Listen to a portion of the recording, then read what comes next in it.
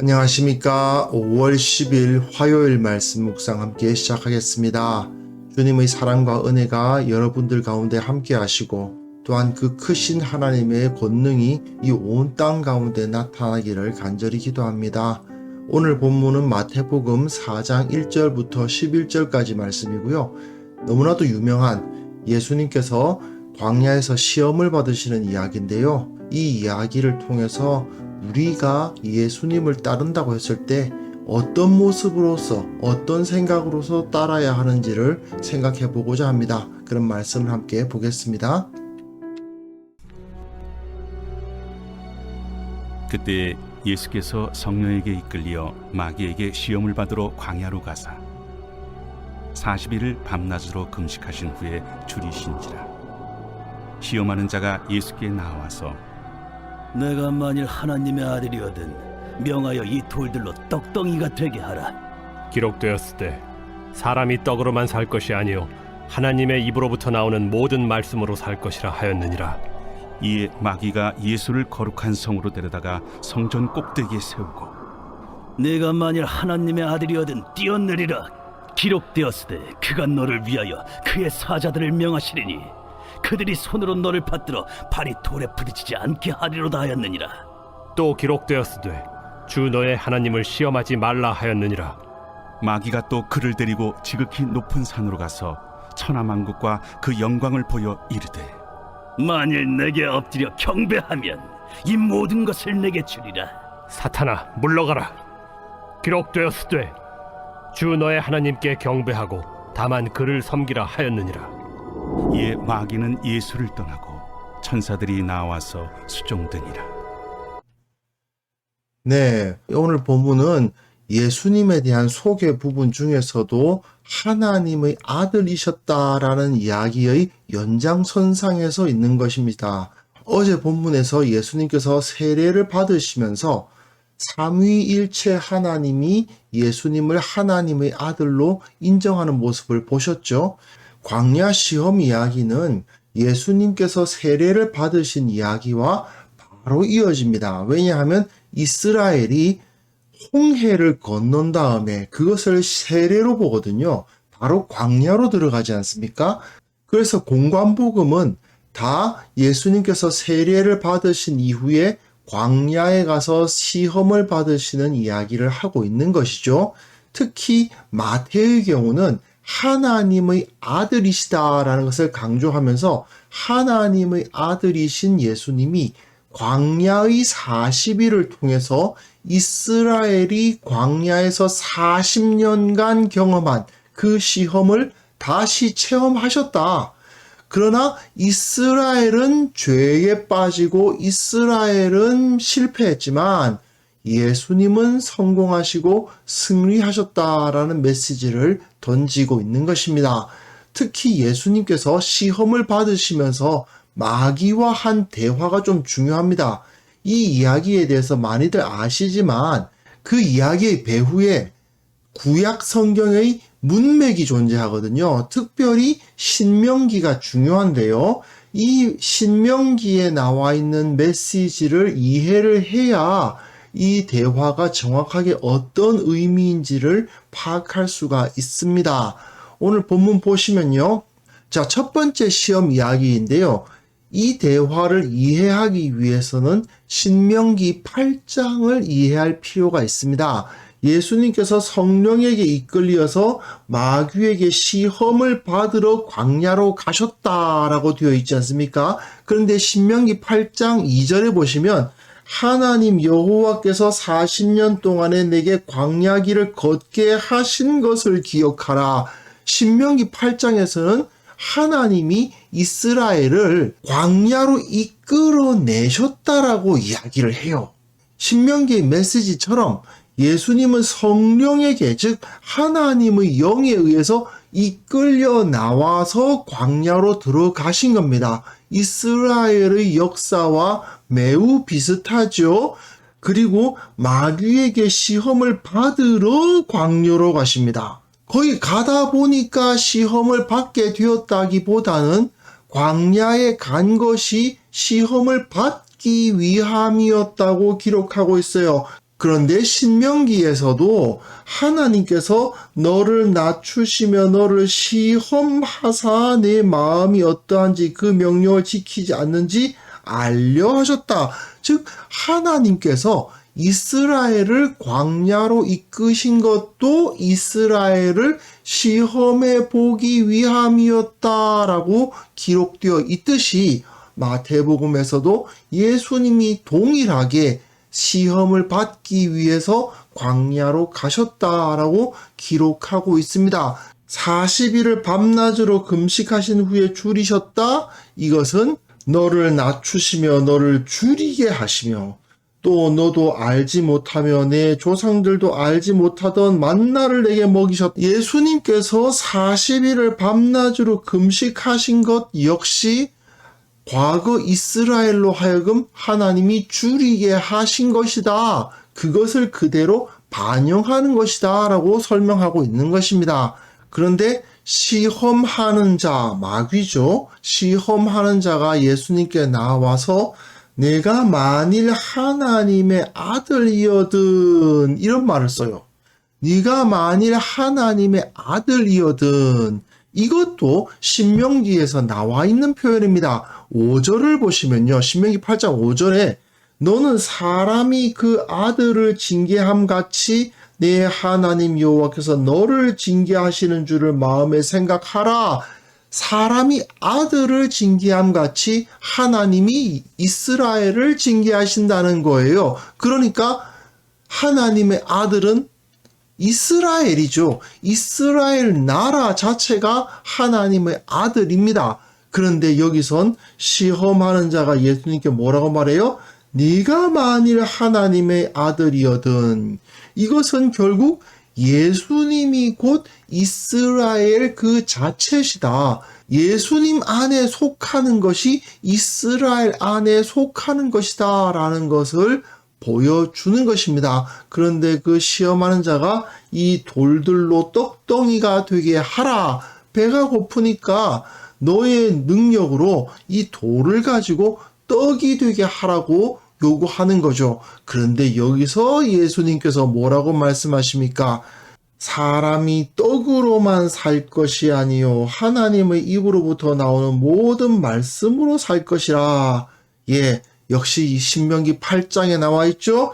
사람이 떡으로만 사는 것이 아니요 여호와의 입에서 나오는 모든 말씀으로 사는 줄을 내가 알게 하려 하심이라. 이처럼 신명기 8장에서 하나님께서 이스라엘에게 주신 말씀을 그대로 여기서 사용하고 있는 부분이 바로 첫 번째 시험입니다. 이것을 통해서 원래 하나님의 아들은 이스라엘 민족이었지만 예수님께서 참된 하나님의 아들이 되셔서 이스라엘이 실패했던 시험에서 승리하셨다. 돌로 빵을 만드는 것은 물론 범죄가 아닙니다마는 예수님은 하나님의 뜻에 의해서 줄이셨던 것이므로 돌로 빵을 만들어 먹는 것은 하나님의 뜻에 대한 불순종이다. 예수님은 사람의 생명은 빵에서 나오는 것이 아니다.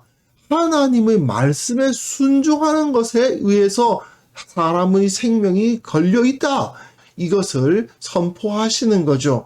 결국 사람이 빵을 얻는데 급급한 삶을 살다 보면은 하나님의 아들, 하나님의 자녀로서의 삶을 살아갈 수가 없다라는 마태복음의 상당히 중요한 메시지가 여기서도 나타나고 있습니다.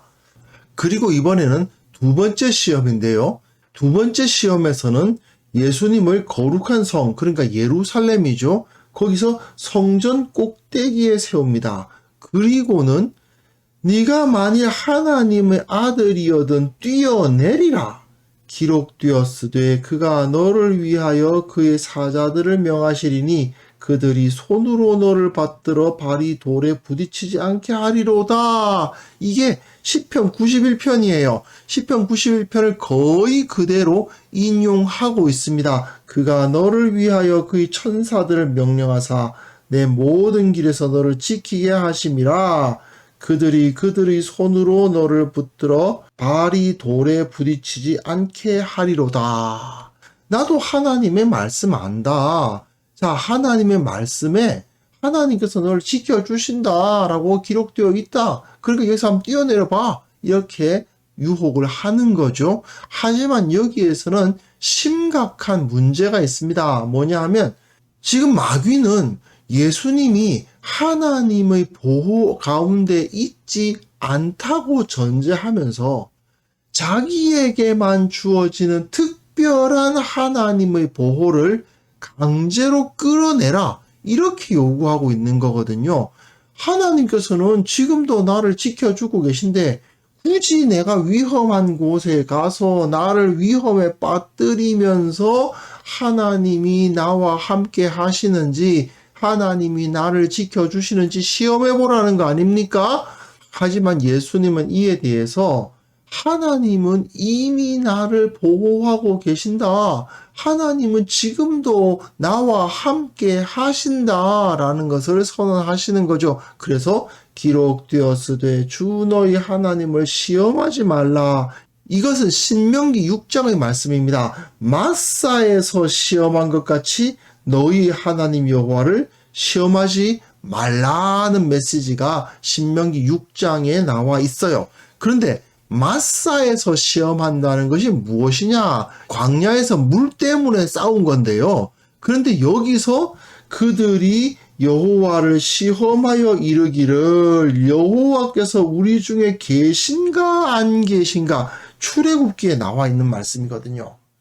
하나님이 우리 가운데 계신가? 즉 하나님이 우리와 함께 하시는가 함께 하지 않으시는가를 시험했다는 거예요. 그래서 신명기에서는 너희가 마사에서 시험한 것 같이 너희 하나님 여호와를 시험하지 말라고 되어 있는 거죠. 결국 예수님께서는 이것을 거부하심으로써 자신이 하나님의 아들이심을 증명해 보이셨는데 그 두 번째 증거가 무엇입니까? 바로 하나님이 나와 함께 하신다는 사실을 의심하지 않는 거예요. 첫 번째 증거는 무엇이었습니까? 결국 빵에 의존하지 않는 삶을 통해서 내가 하나님의 아들이라는 사실을 증명한단 말이에요. 무엇을 먹느냐, 무엇을 입느냐가 내 삶의 기본 전제 조건이 아니다. 하나님의 말씀이 내 가운데 있느냐 없느냐가 바로 내 삶의 근원이다라고 그렇게 믿고 살아가는 것. 그것이 바로 하나님의 아들 되신 첫 번째 증거였고, 이제 두 번째 증거, 하나님이 지금 내가 어떤 상황에 있든지 간에 나와 함께 하신다는 사실을 의심하지 않는 거죠. 이것이 바로 하나님의 아들 되심의 두 번째 증거입니다. 이스라엘은 이 모든 것에 다 실패했어요. 먹을 것이 떨어지니까, 마실 물이 없으니까 하나님께서 우리 가운데 계시는 거 맞냐라고 막 의심하고, 빵이 있어야지 살지, 마실 게 있어야지 살지, 그렇게 말하면서 하나님의 말씀이 우리를 살게 한다는 것을 믿지 않았죠. 하지만 예수님께서는 이 모든 것을 다 믿으셨고 그대로 실천하셨다라는 것입니다. 그리고 마지막 시험이죠. 이제는 마귀가 지극히 높은 산으로 가서 천하만국과 그 영광을 보였다고 되어 있는데요. 자, 이것은 신명기 34장, 그러니까 신명기의 마지막 장이죠. 거기서 모세가 느보산에 올라가서 그 가나안 땅을 바라보던 그것과 같은 경험을 예수님께 하게 한 것입니다. 그런데 그 천하만국과 그 영광을 보여주면서 모세는 어땠어요? 모세는 그 가나안 땅에 들어가는 거 그거 정말 원했죠. 그런데 못 들어가지 않았습니까? 그런데 지금 이 마귀는 예수님께 천하만국과 그 영광을 네가 소유할 수 있게 해주겠다.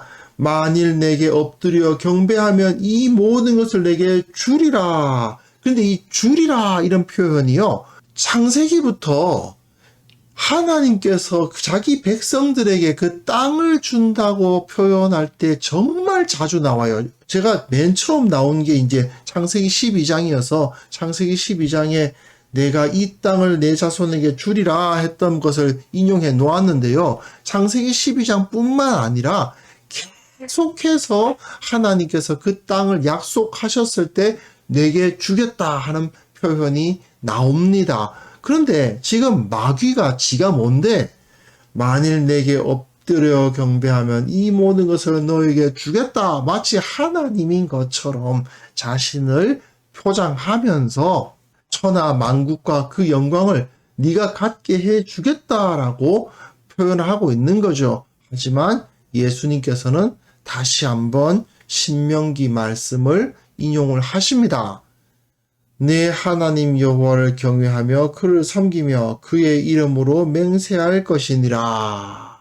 결국 이것은 이 세상의 모든 것은 다 하나님께 달려 있고 하나님께서 모든 것을 다 소유한 분이시기 때문에 나는 오직 하나님만 섬기겠다라는 고백이라고 할 수 있습니다. 그것을 예수님께서는 그대로 인용하시면서 사탄아 물러가라 이렇게 말씀하시는 거죠. 그러니까 마귀는 예수를 떠나고 천사들이 나와서 수종들었다라는 말은 예수님께서 하나님의 아들로서의 의전을 받으셨다는 이야기인데요. 결국 하나님의 아들이시라는 사실이 확실하게 증명되었다는 것을 여기서 보여주고 있는 것입니다. 결국 이것은 세상의 것을 얻기 위해서 세상의 권세자를 따르는 것이 아니라 하나님을 따르고 하나님께 구했을 때 이 모든 것이 우리에게 주어질 수 있다는 것을 믿는 거죠. 결국은 하나님의 아들의 세 번째 증거는 무엇입니까? 세상에서 내가 얻고자 하는 것, 탐나는 것, 내가 갖고 싶어 하는 것을 가지려고 할 때 세상의 권세, 세상의 논리, 세상의 가치관을 따르지 않는 것, 하나님께서 그 모든 것을 소유하셨다는 사실을 믿는 것이 바로 세 번째 하나님의 아들 되심의 증거인 것이죠. 자, 마태는 당시 유대 그리스도인들에게 과거 우리 조상들은 사실상 실패하지 않았었느냐, 광야에서 범죄했었고 그리고 예루살렘도 결국은 바벨론에게 멸망당했지 않느냐. 이 모든 것은 다 우리 이스라엘이라는 나라 자체가 하나님 앞에서 실패했다는 것의 증거다. 그러나 예수님이야말로 참 이스라엘, 참 하나님의 아들로 오셔서 그분은 성공하셨다. 이스라엘은 광야에서 불순종했지만 예수님은 말씀에 순종하셨고 이것을 통해서 자신이 하나님의 아들이심을 완벽하게 증명해 보이셨다. 이걸 보여주는 겁니다. 결국은 그렇다면 우리가 하나님의 자녀가 되기 위해서는 누구를 따라야 되겠느냐? 우리 조상들로부터 내려오는 그 유대교의 전통을 따라야 되겠느냐? 아니면 예수 그리스도 우리 주님의 가르침을 따라야 되겠느냐? 당연히 뻔한 것 아니냐? 성공한 분을 붙잡아야 된다. 참된 하나님의 아들이신 예수 그리스도를 따라야 된다. 이렇게 가르치고 있는 것입니다. 사실 예수님께서 이렇게 시험을 당하신 이야기는 현대인들에게도 마찬가지로 매우 큰 도전이 되죠. 많은 그리스도인들이 생계 때문에 뭐 먹고 살 것인가의 고민 때문에 하나님을 온전히 섬기지 못하고 하나님의 자녀답게 살지 못하는 경우가 많습니다. 또 주님께서 나와 함께 하시고 나를 보호하신다는 사실을 확신을 못 해가지고 두려움에 붙잡혀가지고 하나님의 자녀답게 살지 못하곤 합니다.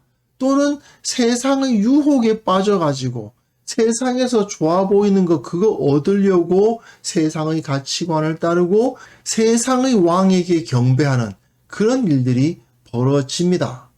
결국 이것은 다 이스라엘이 광야에서 그리고 하나님으로부터 떠나서 범죄했던 그 역사 가운데 행했던 그 불순종들을 그대로 답습하는 것이죠.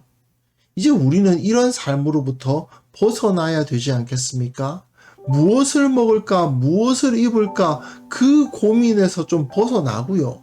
하나님께서 우리와 함께 하신다는 것에 대한 확신 가운데 거하면서 이 세상에서 좋다고 하는 것들 쫓아가는 것이 아니라 하나님의 나라와 그 의를 먼저 구하는 그러한 삶을 우리가 살아야 되지 않겠는가 생각합니다. 그래서 오늘 이 시간 기도하실 때에 예수님의 모범을 따라서 하나님의 자녀답게 참 신앙인답게 살아가게 하여 주옵소서. 서로 이러한 삶을 격려하는 교회가 되게 하옵소서. 함께 기도하는 시간 가졌으면 합니다.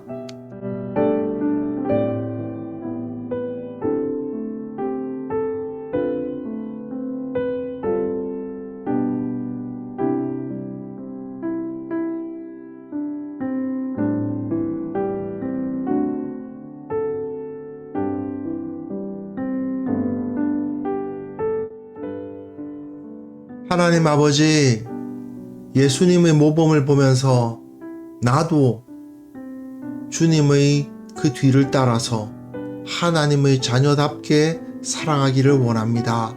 주님, 연약한 것 아시오니 도와주시고 두려워하는 것 아시오니 용기를 북돋아 주시고 참으로 넘어지지 아니하도록 세상에 눈 돌리지 아니하도록 우리를 지켜 주옵소서. 모든 성도들이 예수님 따르기, 예수님을 모범으로 살아가는 삶을 살기를 서로 격려하며 서로를 돕는 그러한 건강한 교회가 이루어질 수 있기를 원합니다.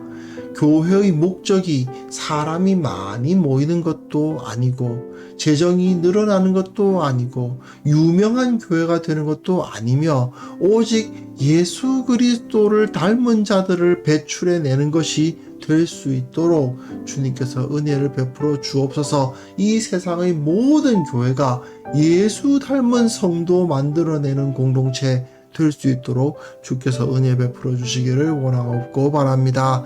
아버지, 이 세상을 바라볼 때에 참으로 배금주의, 이기주의, 참으로 물질적인 것만을 쫓으면서 살아가고 그것이 당연하다고 생각하는 자들이 늘어나고 있습니다.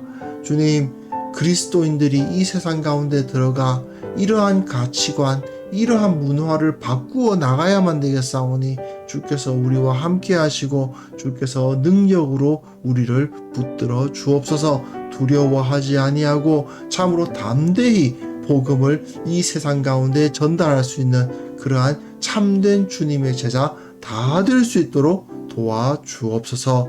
오늘도 주님께서 주시는 은혜로 이 일을 감당할 수 있기를 원합니다. 오늘도 주님께서 나와 함께 하신다는 사실을 확신하며 기뻐하며 살아갈 수 있기를 원합니다.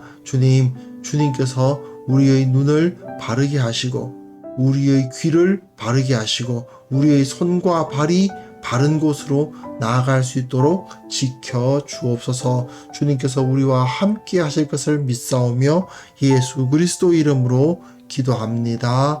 아멘.